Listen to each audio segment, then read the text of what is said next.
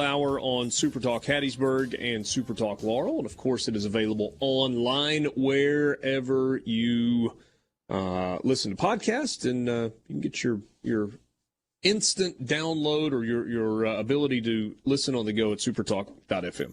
Hi, Luke. Hey, Richard. Before we talk some football, I don't know if you guys saw Matt Warner got called up over the weekend. First game, First hit, home run, and pretty cool. He was playing against the Cleveland Guardians, so McCarty and Sandlin were on that field too. So 3 Golden Eagles were in that Major League game. Yeah, that's really cool. And then I saw the news also that, who is it that got called up to the Arizona Fall League or got assigned to the Arizona Fall League? Reed Trimble.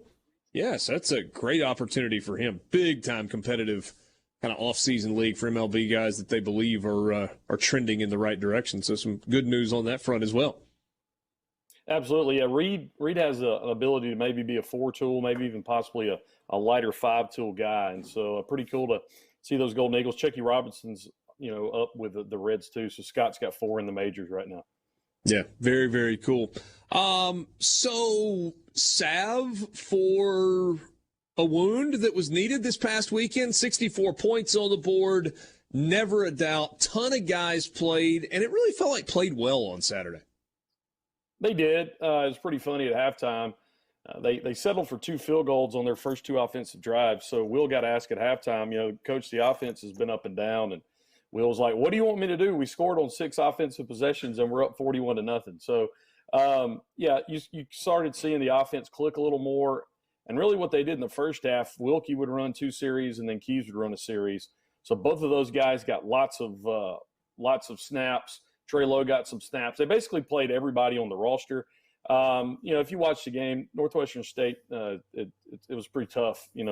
Where their program is right now. I think they swapped out 6 coaches in the offseason and retained the head coach. But it was one of those where you can get a little confidence. You knew that you were going to be able to do a lot of things, and just in a lot of ways it was a tune-up, because this game this week is really going to determine how this team ends up the rest of the season, and if they go or even possibility can play in a bowl game at the end of the season. Yes, so headed to Tulane, who is, to the surprise of some, off to a 3-0 start. I mean, I think there are a lot of people that looked at Tulane and where they were a year ago and maybe didn't take the entire story into account. I mean, people go, Tulane played hard at Oklahoma in the opener, and then they got blown out against Ole Miss. And I think people lose sight of how banged up and beat up that football team was throughout the course of the year. Michael Pratt's a good quarterback. They got good players all over that roster.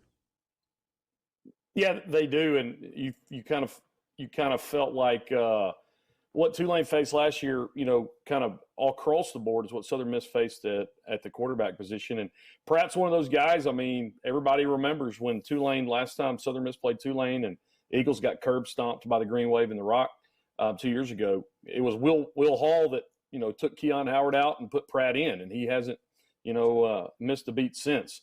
So that's an interesting matchup. But Tulane's pretty salty on defense. I mean, I know they played UMass, I know they played Alcorn, but what they did last week in Manhattan, pretty impressive on the road. As a defensive unit, they're only giving up 220 yards per game. I was a little surprised that maybe they didn't have the tackles for loss, but it could just be that, what Southern Miss has done in the first 3 games is overly impressive. But, yeah, I mean, first time Southern Miss has played in Ullman, they've only played 3 times since 2010. Tulane's got a 2-game winning streak in this. It used to be the battle for the bell, and it's always a special game for me. I proposed to my wife after the end of this game my senior year. So, it's one of those short trip for Southern Miss fans, and should be exciting because I do think this is a much improved Tulane team. You going to make the trip on this one? I'm in this program called the Doctor of Philosophy, and I am in the middle of reading and writing papers. So, yeah, I'll catch it, but I can't make the day trip. Turning down playing in a golf tournament this week too, Richard. So it's pretty heavy this week. So no golf and no football in person because you've got to read and write and be philosophical. I understand. I understand. All right, so based on what you saw from Wilkie and from Ty Keys, what do you think it looks like going forward? So Will Hall named Wilkie as the starter today. Wilkie will start, but he said that he would play both of them. And I think what Will's looking at this was the Will Hall comment of the day. Having two quarterbacks is better than having none, like we did last year. So he's willing to do whatever it takes to try to get momentum. Wilkie will start. Ty will play, but I think this week it's going to be more of as the game dictates. And so what you saw last week was Wilkie struggled. He struggled in some plays. Ty looked really good, went 6 of 9 through several touchdowns, some long touchdowns over the middle, maybe some busted coverage. But I think what impressed Will most about Wilkie is that the way that he played against Miami. Some of the passes that he made were not just like low, high percentage throws, swing passes. I mean, he ran some RPOs, right? And you almost feel like in the Miami game, he was running off adrenaline. And then last week, there may have been something in there as a true freshman, knowing that Keys is coming in a couple different possessions coming up. Bob interviewed Wilkie on Tuesday. And Zach talked about the relationship that he and Ty have. They have nicknames for each other. They cheer each other on. So as far as on the surface level, that dynamic between those two guys is good right now for the team. Does this game feel most comparable to what Southern Miss faced with Liberty? I mean, obviously, Miami is a different animal, especially at home. Northwestern State, we understand, not a very good football team. Southern Miss lost that game in 4 overtimes to Liberty and had ample opportunity to win the game. We don't get to do transitive property in college football, but Liberty had a chance to beat Wake Forest. That's a top 20 team this year. They went for 2. They just didn't get the 2-point conversion at the end of that game. So does it feel like this is comparable to that Liberty game, but it's on the road? I think so.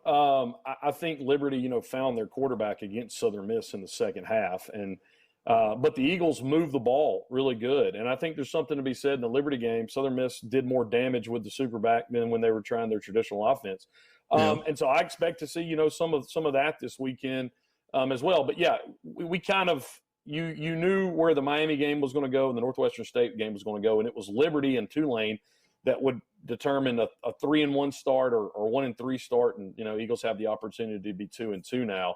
I'm kind of surprised when I saw the line on this. It makes sense. But, I think realistically this might be a game where 17, 20 points on the board wins it for you. Because, going back and these stats were not really from the Northwestern State game. But through 3 games, Southern Miss defense has 28 tackles for loss and 10 sacks. And that was a game against Miami where they did eight TFLs and 4 sacks. And so I think, again, if the defense can play in such a way to limit Pratt, and it helps you with Jordy Joseph and Will Hall and a couple other guys, that came up from Tulane. They know that kid, and they know what Willie Fritz is going to do. And I think that's what helped in the Liberty game with Sam Gregg on the sidelines, and it may even benefit Will better in this game to try to shut Tulane down and then try to hit them on defense. You mentioned the point spread, Tulane, a 13-point favorite if you were so inclined. And by the way, the total is fairly low for a college football game, 48.5. So maybe the odds makers kind of looking at it the way you are as well, Luke, in terms of thinking that it's going to be a low-scoring game. If you think Southern Miss is going to win outright, you get a lot of value there on the money line with Southern Miss plus 400 on this. If Southern Miss wins this game on Saturday in New Orleans, why did it happen? 30 seconds. You've got multiple turnovers. You win the field possession, which Southern Miss really can with Mason Hunt, as good as he is, punting the football.